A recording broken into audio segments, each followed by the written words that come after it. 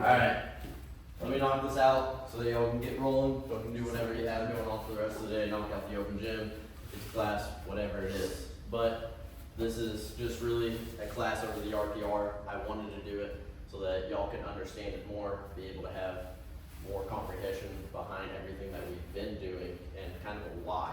So just to reiterate a couple things, this isn't about me and wanting to do a bunch of sciencey things with y'all, and it's not really necessarily just fun. I enjoy it, but what this does is really gives you the ability to play consistently. It's to keep you out of the athletic training room, keep you healthy, keep you feeling good, and optimize your performance. So once again, this is completely for y'all. So it's up to y'all to really buy into it so that you can play your sport that you love at the best of your abilities. Okay, so RPR, reflexive performance reset. RPR is a system of daily self-care techniques, allows you to instantly feel better, move better, live a better life. Foundation of RPR. So, breathing. Breathing is forever going to be the foundation of this. It's cliche, you hear a lot about breathing, you hear a lot about taking your deep breaths, but we don't really ever expand on it. Breathing involves deep belly breaths. By getting into this deep belly breath that I talk of, really expanding that stomach and getting your diaphragm involved into your breathing instead of just chest breathing, because that chest breathing doesn't necessarily do a whole bunch for us. We have to get it in, pushing it all the way down into our pelvis, expanding that stomach, and that's whenever we're going to start getting into that parasympathetic nervous system. But before I hit all of this stuff, I'm going to make sure y'all understand that we can't build a house on an unstable base. So the whole foundation of RPR is breathing. If we don't do the breathing right, everything else that we do after doesn't really matter. So that has to be logged in, that has to be going and done well for us to hit those trigger points and be able to move on and be able to activate the muscles in the way that they're supposed to be activated. So, your parasympathetic nervous system. That's your nervous system of like a calm, like you go to sleep in that hopefully. Like you're able to have a lower resting heart rate. That's your chill out nervous system, where your sympathetic is like your fight or flight, your adrenaline, your heart rate is spiked, and that's not really good for performing or doing anything that we really enjoy doing. Because if that's spiked, then decision making is going down, our ability to process stuff is going down, our movement is going to go down, and we're not going to be synced up in the way that we should be, because we're not able to relax and let the body do what it needs to do. So by breathing, we get into that parasympathetic nervous system, which is the optimal place to play. Lowering your resting heart rate. So by lowering that resting heart rate, we're able to recover better, not just in between sets, but at home. We're going to feel better. We're going to be able to actually get the blood flow that we need to, instead of having a high heart rate, being on edge all day and all night. So, but what's really, really good for it is that we increase our threshold for work, which means our work capacity. So by lowering that resting heart rate, I'm able to push more and push a little bit longer, and then able to get back down into that lower resting heart rate because our body's more efficient. So in between the tempo runs, it's a really good example. We get a big high spike in our heart rate, and I want it to go back down instead of staying in this high heart rate zone. And I'll show you a graph on all those things later. But lowering resting heart rate, really good for everything. Improves all energy systems, your anaerobic, alactic, aerobic. Anaerobic is everything we do in baseball. That's our quick twitch, our fast, short burst, and everything that we do. Nothing in baseball is really more than 5 seconds outside of actually hitting a ball in the gap, right? So everything's super quick. This is going to improve that energy system. Alactic, the only thing it's going to be used for is probably those tempo runs. But if we can help with the tempo runs, which I'm sure y'all enjoy, to make those easier, then let's go ahead and knock those out. Aerobic, so what's really good about that is it kind of hits on that recovery. If our aerobic conditioning is high, then our ability to recover is going to be higher as well. Okay, blood vessels open up more, delivering more oxygen, getting more blood flow to our muscles, being able to recover better once again, You're gonna hear me say that over and over again, just about being able to recover more. Even return muscles into correct positions. So I'll show you all a little bit later with that psoas. We've already hit on that a whole bunch, but this is actually gonna get that muscle functioning properly by just being delivered more and more oxygen throughout the day. And that starts with just good nose breathing. So that's another thing that I really wanna hit on, is that we're breathing through our nose throughout the day. So if you feel like your mouth is open, you're just sitting there, close that thing up, make sure that we're breathing through our nose. Those air passages are gonna become more and more spread out over time if we're able to focus on breathing through our nose, and we're gonna be able to move that more efficiently. Also improves mobility, and I'll give some demonstrations on that later. But the reason I spent so long on this tab is because this is the foundation. This is the most important thing that we'll do, okay? All right, order of operations for all of this stuff. Am I going too fast too? Am I spewing too much? Okay, let me know if I'm sounding too much like a textbook whenever I'm talking about these things. Neurological before mechanical. So that means our nervous system, our brain is activated before our muscles are activated and our connective tissue and all of those things. So your connective tissue is tendons, ligaments, fascia, kind of like that, and then muscular system, obviously all your muscles. For us to go, our nervous system has to be turned on so that everything else can operate after that. Muscles are like the light bulbs. So we can see them working and we see when they're not working, right? But bones, tendons, and fascia are like the light fixture. They hold everything in place, they're keeping it nice and secure, and I can do as much work to those things as I can. I can change out the light bulbs, I can change the fixtures, I can make them better, I can make them newer, I can make them tougher, right? But none of that matters if I don't flip the switch. So I need to make sure that switch is turned on so that everything else that we've done actually works, okay?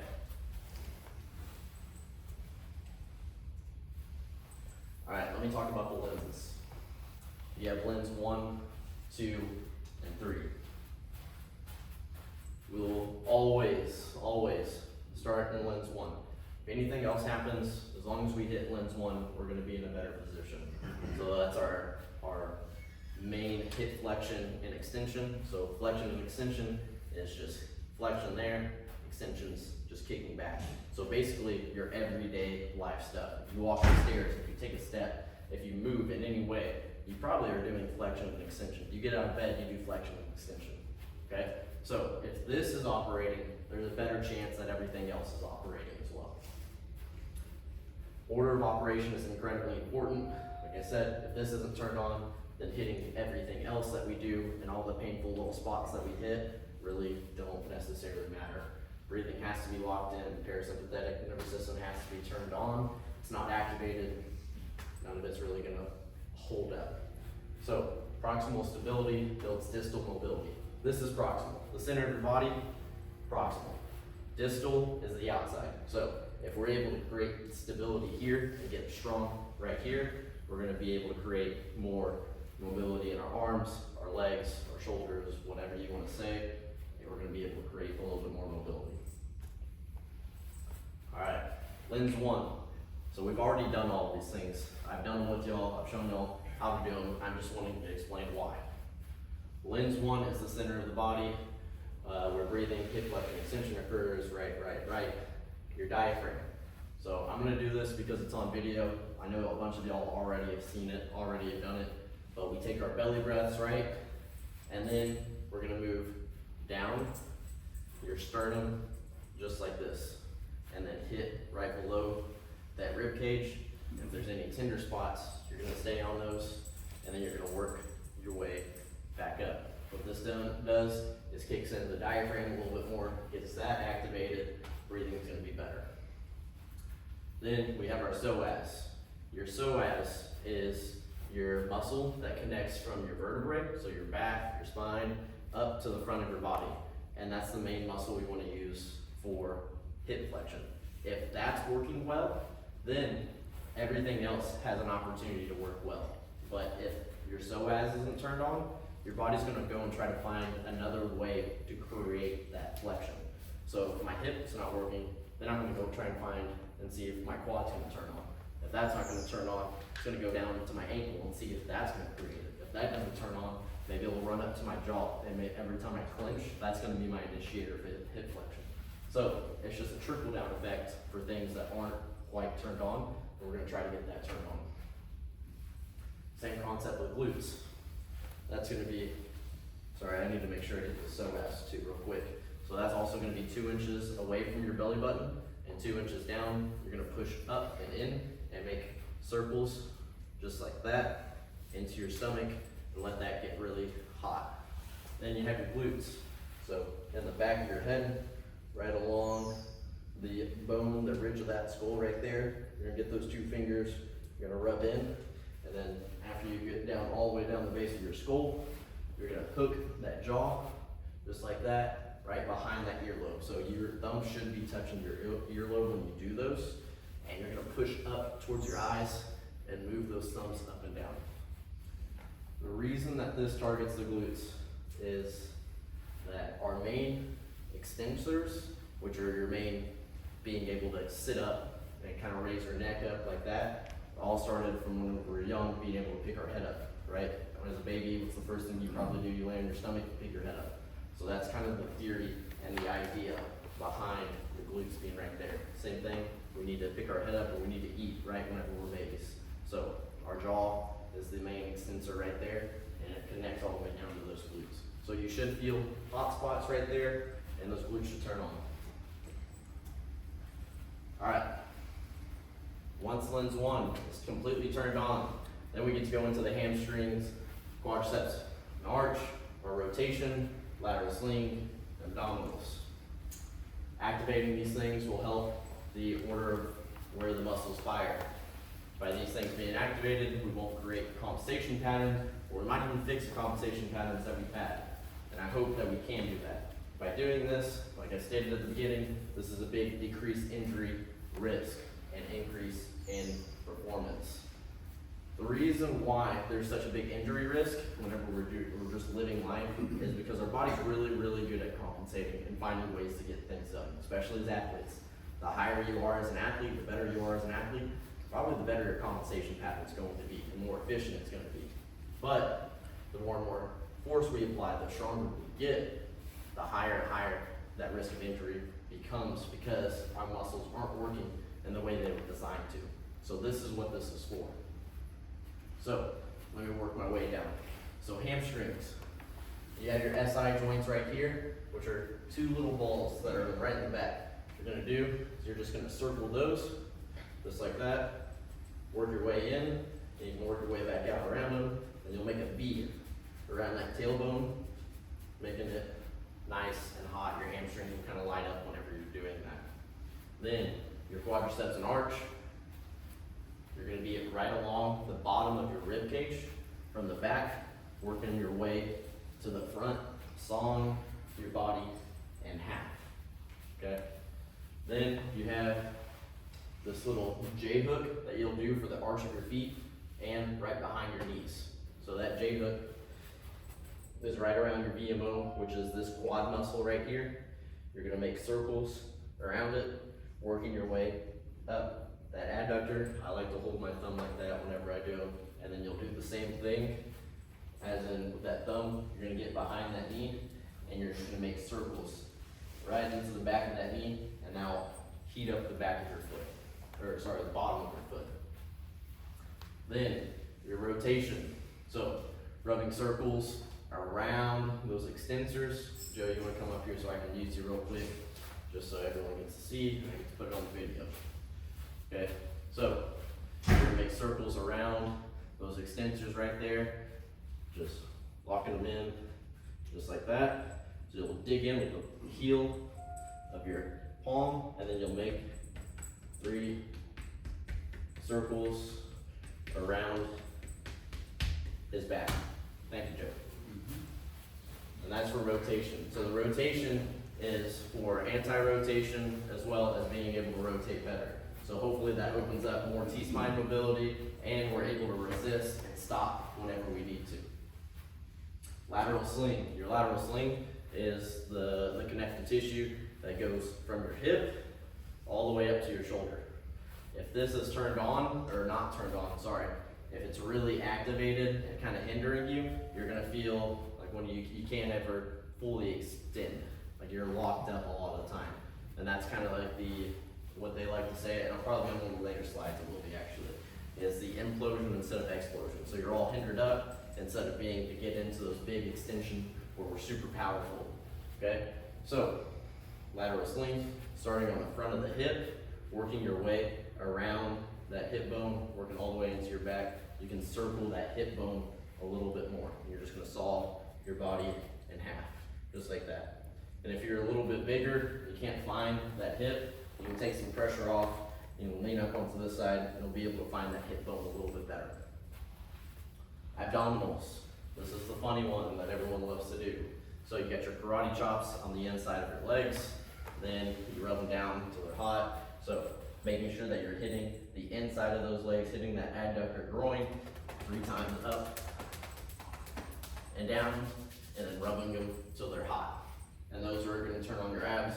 I'll show you all a test for that later. Lens 3, once all the other 2 lenses are done, then we get to move into those. So your calves, you have a 45-degree angle up, and in between your ribs and that belly button, you're gonna make circles right there. If you draw a line right through the center of those 2 spots, you'll have 2 more right there in your back, where you'll just create circles right there. If you have a bunch of caffeine in you, these are probably gonna be a little bit more sensitive. Then you have your lats in between your second and third rib. You're just gonna move just like that, create circles. If it doesn't feel sensitive, there's not a tender spot there, just make bigger circles until you find it. This is gonna get that lat activated. As soon as you find them, you'll probably be super aware of them. Then you have your neck, which is gonna be really, really good for any sort of contact sports. It's good for y'all, don't get me wrong, but this has severely dropped down concussions.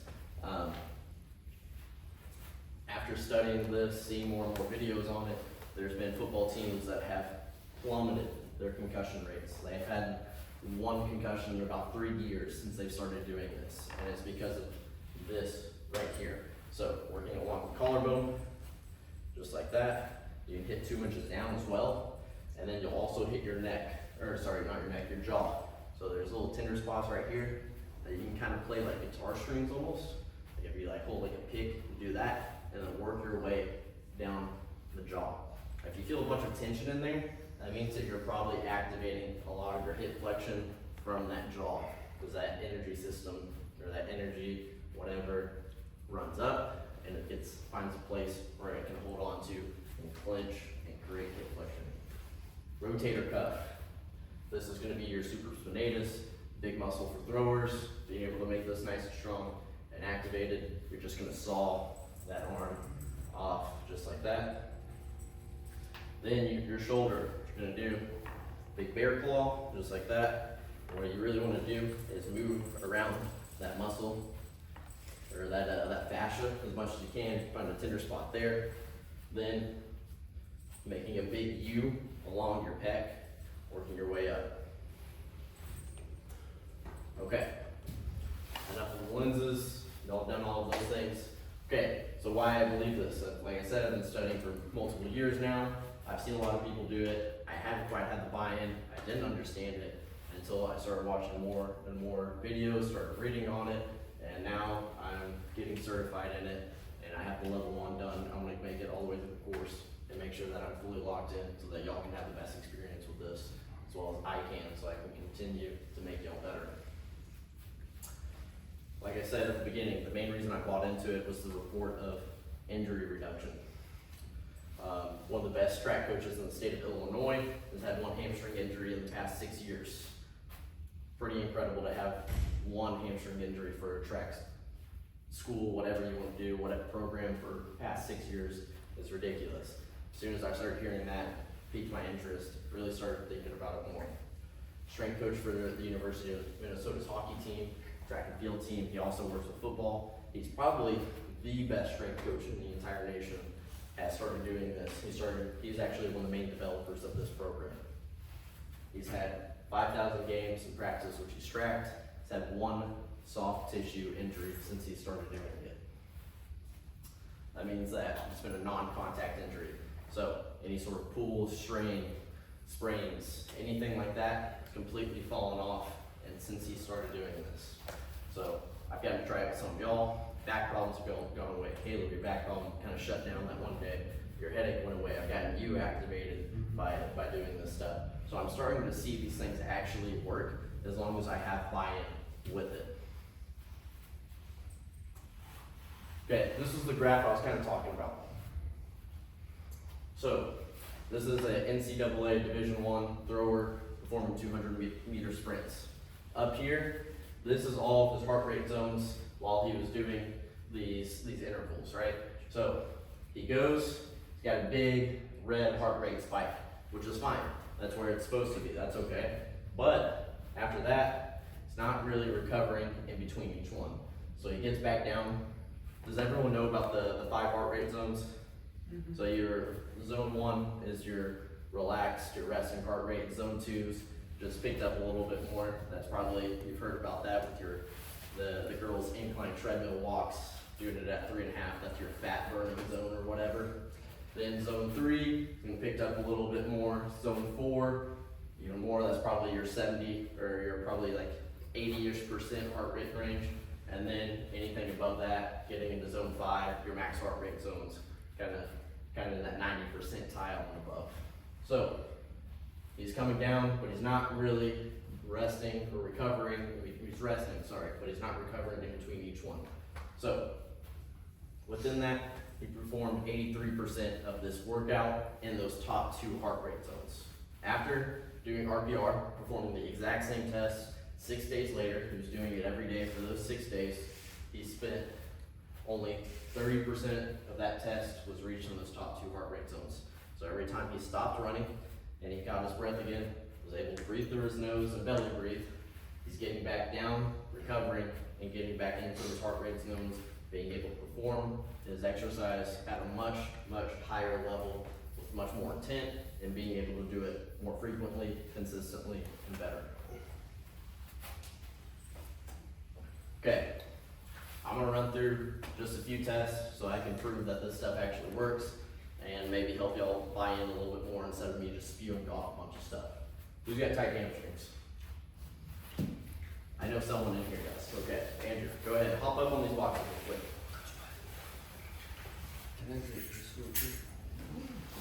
There you go. You can go to the bathroom, it's okay. Just lay down on your back.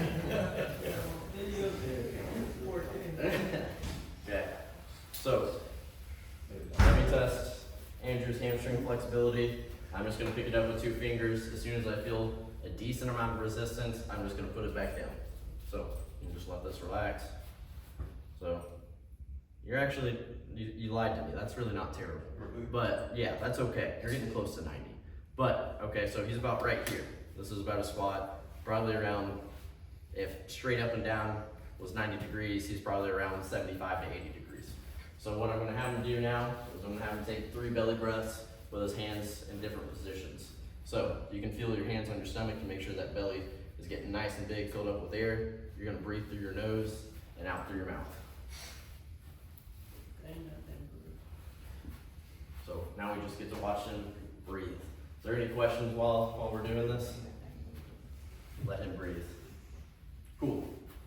After that 3rd one, you're gonna pinch your nose just like this with one of your arms.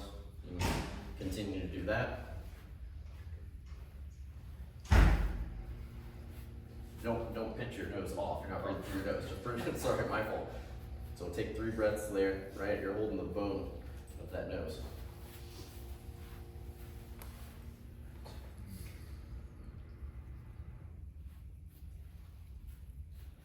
After you take your 3 breaths, you're gonna put that hand on top of your head, right on the crown of your head.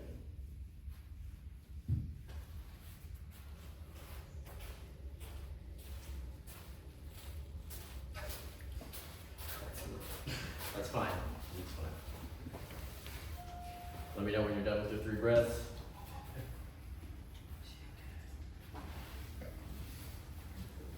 We're good. Let's see if this works. That's much lighter, and now he's all the way, you can probably get him past 90 right there. So you just gained about 15 to 20 degrees of mobility right then and there just through the breathing. Okay, we can go, let me see, quad mobility glute test. Let me see, who's got their butt shut down right now? Weston does for sure, get over it. You can lay down on your stomach. There you go. So I'm gonna kind of look at the squads, see how mobile they are. So pretty tight, you can see probably about, I don't know, whatever that is, a full spread out with the janky finger. So what I'm gonna do is I'm gonna have you kick up to the ceiling, yeah, like that, and then I'm gonna push down on you. You're gonna resist me, okay? And by doing this right here, keeping his leg right here, I'm gonna have his hamstring completely enabled to be able to kick on and shoot up. So hopefully his glute right now, just for this demonstration, is shut off, and I'm able to actually do this. So kick up on 1, 2, 3, go. I'm gonna push down as hard as I can on you. Okay, 1, 2, 3, go. Okay, goes right down. Gotta get up higher. Try to get up as high as you can. Okay, that's better. 1, 2, 3, go. Okay, perfect. That's fine. Okay, roll over real quick. Give me just 3 belly breaths. Make sure that you're breathing through right here. Feel your hand on your stomach. Feel that hand expand. There you go, and out through your mouth.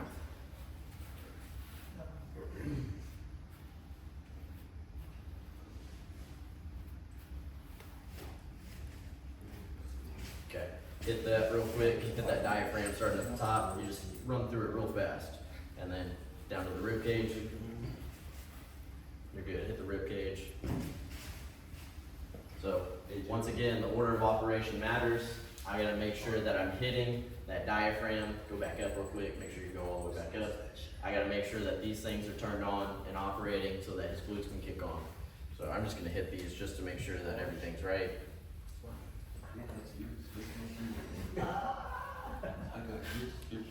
Cool. Okay, you can do your glutes. I'll let you do your glutes. Make sure it's on the ribs right there, and make sure you're hooking those thumbs as hard as you can.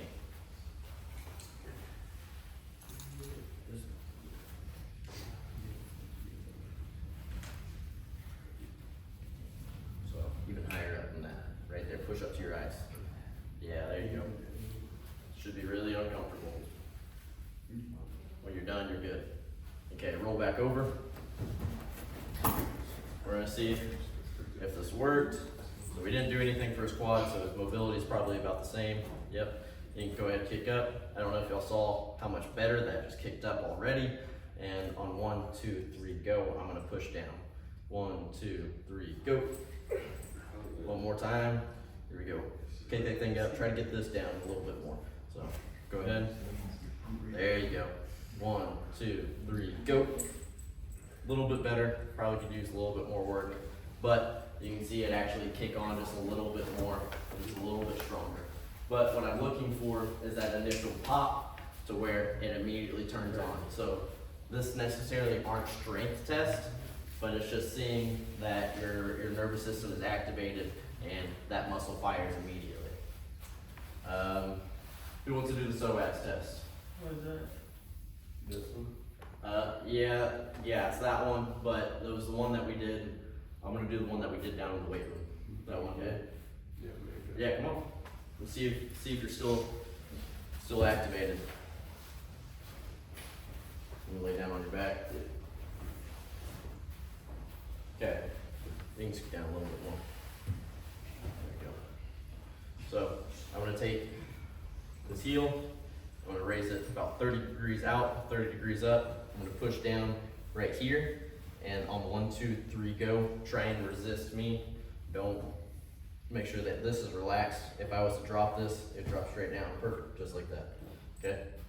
You're just fighting me. 1, 2, 3, go. He's actually locked in, I don't want you. You're good. I don't know if anyone saw that, his psoas immediately popped. It was right there, it was locked in. There's a big burst. You can see that abdomen kind of flare up a little bit whenever they go. So if I was testing y'all before a game or whatever, make sure that y'all are all turned on. I'd like to run through all these tests before to make sure y'all are good to go. But if you see that abdomen pop up and it's real strong and locked in and I can't push them down, then he's probably locked in, ready to go. No, they work. What? Oh, they work. Yeah, it worked really well the other day. Okay, rotation test. Let me see here. Come on, Connor. Let's do it. You were late, so you get to do this. About 800 push-ups. There you go. You can stand up. So you're good. So what I'm gonna do is I'm gonna try to rotate Connor as hard as I can, just by pulling from his shoulder right here and pulling and pushing up right here. On 1, 2, 3, go. Just try to resist my my pull. Okay. So get the square off for me, and I'm gonna push just like that. Okay. Relax, and then you're only doing it on my go. So 1, 2, 3, go. Good. Good. Oh, that's good. That's good for the demonstration. Here you go. One more time. 1, 2, 3, go. Cool. Okay. So I'm not even gonna run through the other ones. I'm just gonna do what I did to Joe. So I'm gonna hit him. I'm gonna get you turned around.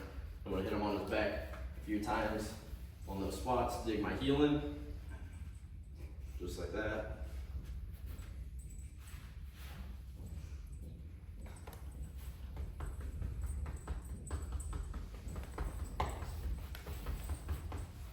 Okay. Let's see if he actually resists it. Okay. 1, 2, 3, go. One more time. 1, 2, 3, go. There you go. Good job, Connor.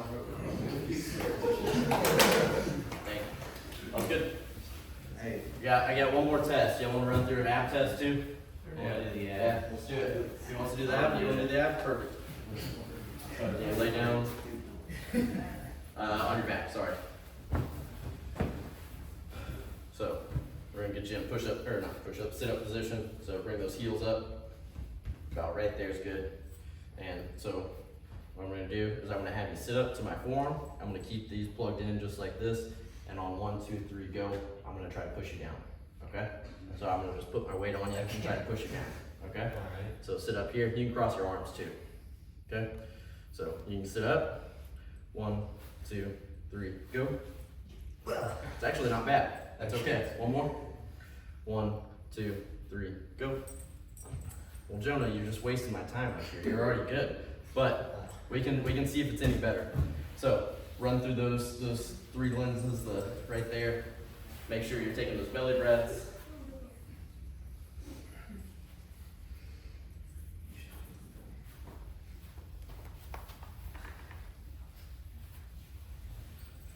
Probably won't see much of a difference in this just because Jonah was already kind of strong and activated as is. So I already worked out. that makes sense. Okay. The psoas.